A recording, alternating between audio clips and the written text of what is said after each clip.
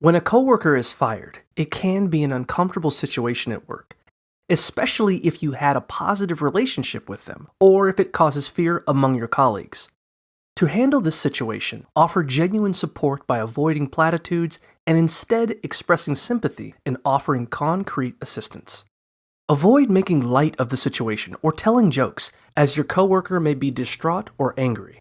Respect their space and emotions by not pressuring them to engage in long conversations or activities. If they ask for advice, ask questions about their interest and goals instead of offering your own opinions. Keep the conversation focused on them and refrain from sharing personal stories. Once some time has passed, follow up with a short email expressing your sympathy and willingness to help. Avoid discussing the situation with your boss unless they bring it up, and resist participating in gossip or spreading rumors.